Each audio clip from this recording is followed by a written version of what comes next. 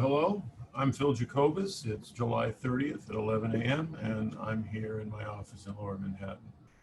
Thank you so much for joining me. Today I'm joined by Jörn Meissner, proton beam expert. But before we visit with John, let's review a couple of the latest news items in healthcare business news online. First, here's a story. Less than a quarter of the RNs in the United States feel safe working in their facility. You need to read that. In case you missed this in our July print edition, we cover restarting non-urgent imaging in a post-pandemic world. These are two very interesting stories, just one of many on our site. So once again, I encourage you to sign up for our free online news. You will be happy if you do. So welcome, Jörn Meissner, to Healthcare Business News. Thank you all for having me. Jörn, ladies and gentlemen, is an expert on proton therapy. I know this personally because I worked with him on a project. He is the CEO of Meissner Consulting, a design firm, a firm that designs and builds proton centers. He has a lot of experience in a lot of different areas and is an extremely charming fellow. So Jörn, let me just ask you, Jörn, first of all, how are you doing? How's everything at home in your life? How are you dealing with the pandemic? Well, thank you very much. And I think the pandemic here in Europe has a totally different strategy than, for instance, in the US. We are slowly recuperating right now, although in this very moment or in the last week, we have had maybe some worsening of the cases. But in the end, we went through this pandemic rather well. Family is fine and business is slower, but it's not a disaster. I mean, it's just a slowdown like you see in the world market. How do you think the pandemic will impact, where will the pandemic impact the building and launching of proton centers? But especially in the launching part, I think it will impact, and it has impacted. Many customers have decided to delay their projects if they were in an early stage, mainly because their personnel that was needed in radiation oncology and that was needed in order to design proton center on the clinical side of the design specifications were needed in other parts of the respective hospitals. Since about a few weeks, I have seen a significant pickup of speed again. Many hospitals also in the United States where the pandemic has hit very much, they have decided that they will continue with the project design work right now and picking up speed. One of my projects is starting construction later this fall. In China, I believe the situation is even more positive. There, the slowdown is over and they have started design and construction again a month or two ago. Jörn, under normal circumstances, non-pandemic circumstances, how long do you think it would take from the day you place the order until the day you treat your first patient? Now, assuming that you have the perfect design team on board, then you can have a design anywhere between 4 and 6 months. If you have the not so perfect design team on board, you may add 2 or 3 months to the design phase. The construction phase, basically from the construction documents until the building is ready for occupancy of the equipment, can be as short as 11 or 12 months. In single room facilities, probably even faster. And now I'm not talking about the small systems like the medium systems. I'm more talking about the more complex systems that have a 2-volt design, such as the IBA system or the variant system. So let's say 11, 12 months to ready for equipment. And then anywhere between 10 and 14 months for the commissioning of the equipment until the customer can start his quality assurance procedures to get ready for the first patient. No, so almost 3 years. Worst case, almost 3 years.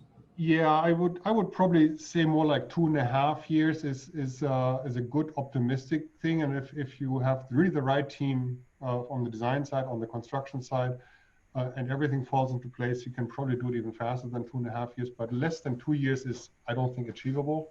That's roughly what it takes in order to get there.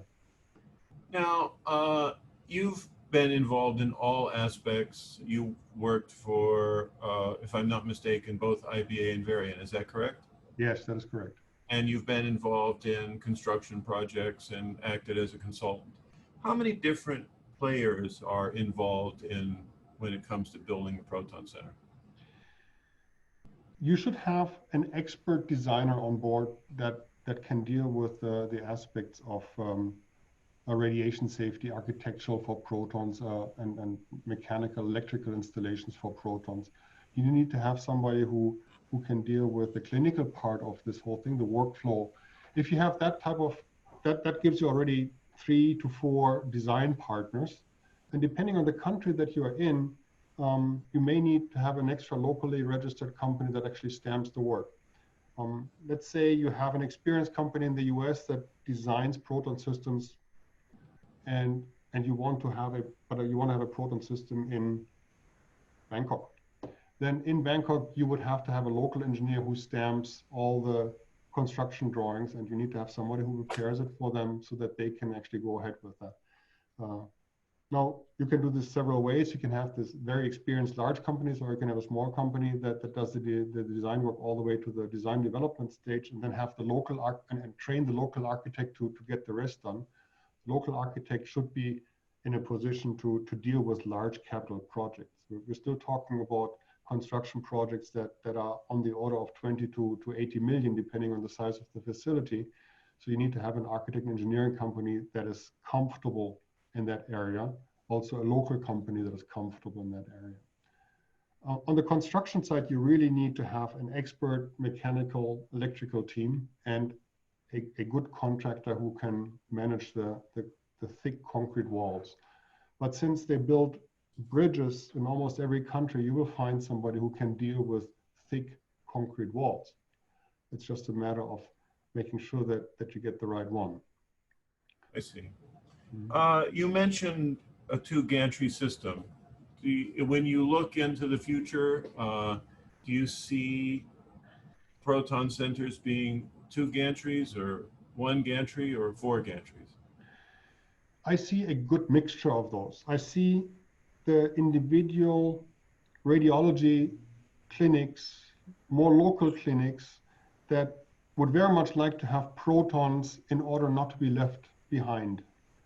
Those types of clinics and small university hospitals that have already a radiation oncology department that just want to add protons, they may be very happy with a single gantry system.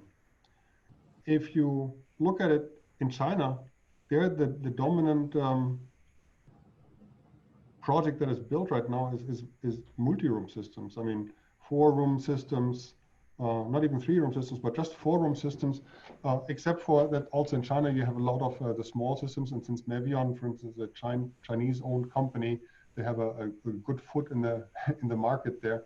And it looks like they're taking off quite well also with the single-room systems in China.